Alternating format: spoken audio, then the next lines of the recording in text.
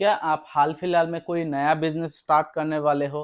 क्या आपने सोच रखा है कि मुझे हार्डवेयर का बिजनेस रिसेंटली स्टार्ट करना है, या आप ऑलरेडी स्टार्ट कर चुके हो जिसको आप चला रहे हो?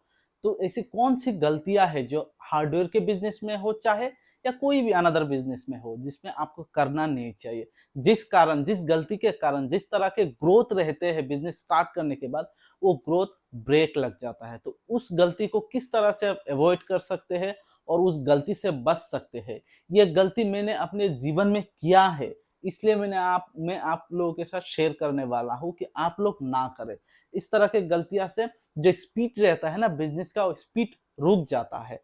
तो प्लीज़ वीडियो लास्ट तक ज़रूर देखिएगा। ये वीडियो आपके लिए बहुत ही महत्वपूर्ण होने वाली है, क्योंकि इस वीडियो के माध्यम से आप जो गलती करने वाले थे ना, उस गलती से बच सकते हैं और आपकी जो ग्रोथ की स्पीड है, उसमें भी ब्रेक नहीं लगेगा। स्टार्ट करने से पहले मैं थोड़ा अपने बारे में बताना चाहता हूँ, क्योंकि अगर मैं अपने बारे में नहीं बताऊंगा तो आपको भी अंदाजा नहीं मिलेगा कि भाई कैमरे के पीछे से कौन बोल रहा है, उनको क्या अनुभव है अपना जीवन का, जो हमें सलाह देने के लिए चला है। तो इसलिए मैं अपने बारे में थोड़ा बहुत आप लोगों के साथ शेयर करना चाहता हूँ।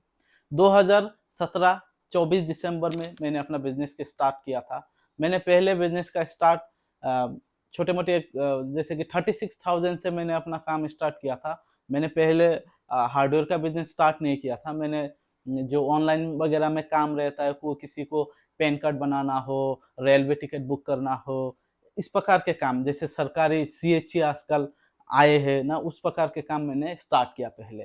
तो मैं वो करता रहा 2017 से। बीच में मैंने काम भी किया, सरकारी नौकरी भी की। उस सरकारी नौकरी में मैंने 6 साल अपना दिया है, पूरा एक्सपीरियंस भी है उस 6 साल का। फिर धीरे-धीरे मेरा बिज़नेस चलने लगा, तो मैं सोचा कि नहीं भाई, थोड़ा बिज़नेस को आगे बढ़ाते हैं, तो फिर मैं धीरे से हार्डवेयर बिज़नेस में आया। तो मैं आप लोगों को ये बताना चाह रहा हूँ कि देखिए, मैंने जो एक्सपीरियंस किया है ना, वही शेयर कर सकता हूँ मैं। इससे ज़्यादा मैं शेयर नहीं कर सकता। मैं करोड़ों का बिज़नेस का आइडिया आपको नहीं दे सकता कि करोड़ों रुपया का बिज़नेस किस तरह से हैंडल किया जाता है, उसका क्या गलतियाँ होता है, किस तरह से उसको अवॉइड किया जाता है, वो वाला आइडिया मैं नहीं दे सकता। मैं आपको ठीक-ठाक, मेरा टर्नओवर है पिछले साल का 55 लाख, उस प्रकार का ही, उसी के अंदर का ही जो इन्फॉर्मेशन है, उस लेवल तक ही मैं दे सकता हूँ, जो मैंने किया है। उससे आगे मैं बोल नहीं सकता। मैंने करोड़ों का नहीं किया, मैं 50 लाख का बिज़नेस किया है ऑलरेडी, तो उसी उसी बिजनेस के ऊपर जो जो गलतियां होते हैं, जो मैंने किया है, आप किस तरह से बच सकते हो, वही बताने वाला हूँ। और उस बिजनेस को किस तरह से लेके मैंने 36,000 से स्टार्ट करके 50 लाख तक मैंने किया है, वही आप लोगों के साथ शेयर करने वाला हूँ। तो चलिए स्टार्ट करते हैं। तो मैंने बोला था जिस प्रकार 36,000 से स्टार्ट किया, तो मैं मुझे लगा कि नहीं, हार्डवेयर का बिजनेस पूरा चल रहा है, क्योंकि देखिए इंडिया में रोटी कपड़ा मकान, इन 3 कैटेगरी में अगर आप काम करोगे तो फ्यूचर में कभी भी आपका बिज़नेस नहीं डूबेगा। तो वो आइडिया मेरे पास ऑलरेडी था कि हाँ, इस तीनों के अंदर करना है।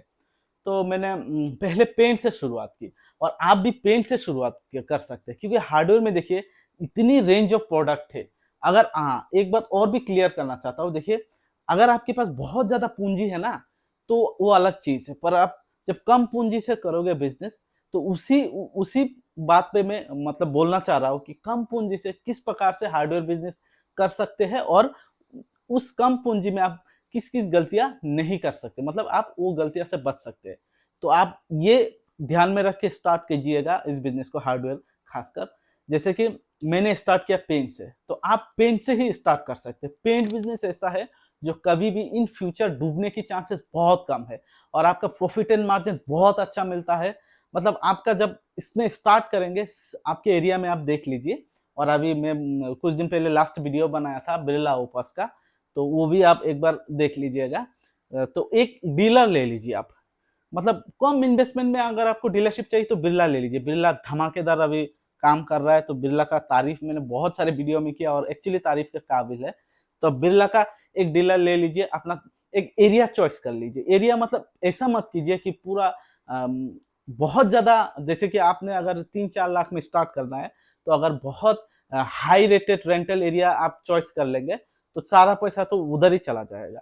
तो आप एक बार ये दिमाग में रख लीजिए, अगर आपका सर्विस अच्छा होगा और कस्टमर की नीड अगर आप अच्छी तरह से फील कर सकोगे ना, तो धीरे धीरे धीरे धीरे आप किसी भी लोकेशन में हो तो आपका धीरे धीरे कस्टमर आ जाएंगे। एक बार जब आपका बिजनेस फलने फूलने लग जाएगा, फिर आपके पास थोड़ा बहुत पैसा आ जाएगा, आप अच्छे से मतलब एरिया में शिफ्ट भी हो सकते हो। मैं ये नहीं बोलना चाहता कि लोकेशन सही होना गलत है या लोकेशन पे इन्वेस्ट नहीं करना चाहिए, इन्वेस्ट करना चाहिए, पर जब स्टार्टिंग लेवल पे हो तो बहुत कम पूंजी में आप लोकेशन पे लगाओगे या प्रोडक्ट पे लगाओगे या दुकान की फर्नीचर वगैरह में लगाओगे तो आप बहुत सारा चीजें मैनेज करना पड़ता है जब पूंजी कम होता है। तो आप एक काम कीजिए, पहले लोकेशन थोड़ा अंदर ही क्यों ना हो उधर ले लीजिए, काम स्टार्ट कीजिए। एक बार काम स्टार्ट करेंगे तो धीरे धीरे धीरे धीरे जब आपका बिजनेस चलने लगेगा तो फिर आप अच्छी एक लोकेशन देख के उधर भी शिफ्ट कर सकते हैं या पहले वाला दुकान भी आप रख सकते हैं और नया एक खोल सकते हैं। तो पहले आप एक काम कीजिए, कम से कम इन्वेस्टमेंट पे पेंट का एक कोई डीलर ले लीजिए। डीलर नहीं हो रहा है आपसे तो एक सब डीलर ले लीजिए, क्योंकि पेंट के अंदर आप घुसोगे पहले तो आप लॉस में नहीं रहोगे। अगर पहले बिजनेस स्टार्ट करते ही आपका लॉस हो जाएगा तो एक दिमागी मतलब एक प्रेशर भी आता है कि हाँ हमने घुस लिया बिजनेस में और हमें एक लॉस मिल गया, तो उस चीज से आप बच सकते हैं। तो पहले आपने पेंट का स्टार्ट किया, तो फिर जब आपका पेंट का धीरे धीरे धीरे धीरे चलने लगेगा तो पेंट रिलेटेड ही हार्डवेयर आइटम आप बढ़ा लीजिए। हार्डवेयर का बिजनेस ऐसा नहीं है कि आपने पहले दिन से सारा रेंज अपने रख लिया, क्योंकि हार्डवेयर में हजारों प्रकार का रेंज है। तो आप अगर हजारों प्रकार के रेंज रखने जाओगे, थोड़ा ये थोड़ा ये थोड़ा ये, तो आपका दुकान चलेगा ही नहीं। क्योंकि कोई आएगा कि भाई हमको 50 लीटर पेंट चाहिए, तो अगर आपके पास मतलब आपका पूंजी कम है, थोड़ा थोड़ा ही तो रखोगे ना सब आइटम, तो आप 50 लीटर पेन नहीं दे पाओगे, आपका कस्टमर रिटर्न हो जाएगा। तो इसलिए मेरा जो स्ट्रेटेजी था कि देखिए मैं एक रेंज पकड़ के उसको बड़ा करके फिर और एक रेंज लेता था, और उसी प्रकार से आज भी काम कर रहा हूँ।